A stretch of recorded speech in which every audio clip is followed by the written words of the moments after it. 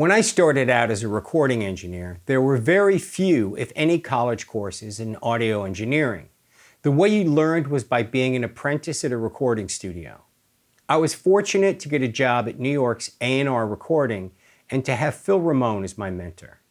For those of you unfamiliar with Phil, he's produced and engineered for the likes of Paul McCartney, Billy Joel, Paul Simon, Sinatra, Streisand, Sinead O'Connor, Bob Dylan, and even Coltrane. First, I assisted Phil and his main engineer, Jim Boyer.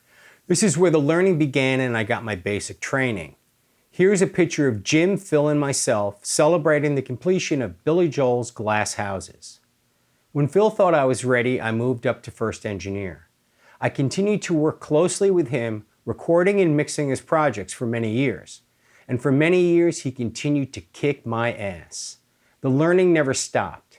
Phil was a perfectionist, always wanting the studio to be a smooth and effortless workspace for his artists.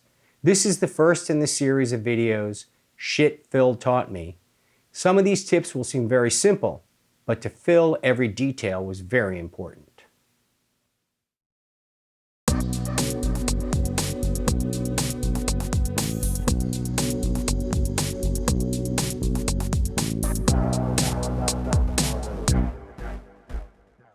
This video is brought to you by Sound on Sound Recording. After decades in Manhattan, Dave Amlin has moved his world-class facility to Montclair, New Jersey, just a stone's throw from Manhattan. Check them out at soundonsoundstudios.com. Okay, the first tip I learned from Phil was to lock the monitor volume. What we would do is when we walked into a new control room, we'd throw up a tape that we knew, and we'd turn the speakers up until they were firm, solid, but not too loud. And we would mark that level on the console, and every single day, all day, we would listen at exactly that volume. Now, occasionally we would deviate. If the band was coming in after tracking and listening to a playback, Phil might go, knock it up a couple ticks. Or if we had label executives or visitors coming in to hear the record, we would, again, Phil would go knock it up a couple ticks. And that feels good, it sounds good, everybody loves it. But the advantages of working at a fixed monitor volume is, first of all, it saves your ears. As the day wears on, your ears get tired and there's a tendency to turn the volume up. So by 3 o'clock in the morning, it's cranked and you're burning your ears out. The second advantage is you don't need to watch the meters as much because you can hear when something is loud or soft because you have a good reference of a relative volume. And the third thing is you don't fool yourself on a bad mix. If you're working on a mix and it's not really working out and you're not feeling it, it always feels better when you crank the speakers up, but the mix still isn't very good. And when you turn it back down, it's gonna fall apart. So it's a great discipline, it's a great way to work, and I suggest everybody do it. Just set a volume level at the beginning of the day when your ears are fresh, mark it, and stick with it.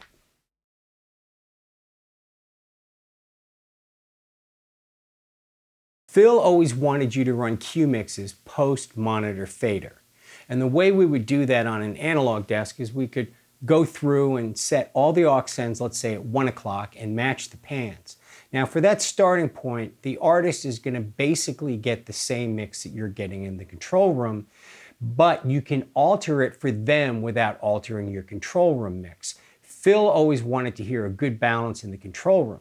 So if the artist, let's say, wanted their vocal up louder and the background's down a bit and maybe the bass and drums down a little bit, you could make those relative shifts. Now, this is a really fast way to work because when you switch to the next song, let's say you're doing vocal overdubs, you can see what changes you made relative to the mix. Like I said, let's say the vocal was up 3 and the backgrounds were down 3 and the bass and drums were down 3. When you put up the next song, you could actually preset those before you ever hit play, and you're probably pretty close to what the artist is going to want. This works in Pro Tools as well, and a matter of fact, in Pro Tools, what you can do if your track's lined up is if you go to overdub to a new song, you could import that auxiliary send that will have those relative shifts, and you're pretty much ready to go with a couple tweaks.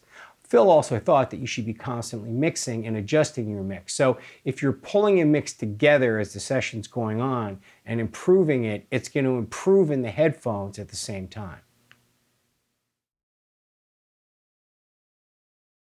When I started at A&R, all the studios had 3 EMT plates and a 4-track that was placed in series before them.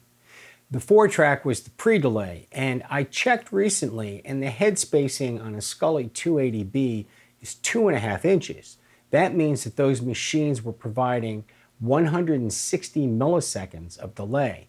Now, it's not great for a very natural reverb sound, but if you go back and listen to, let's say, Billy Joel's The Stranger, if you want that sort of dry up front voice with the sort of halo of reverb behind, I think the pre-delay is a big contributing factor.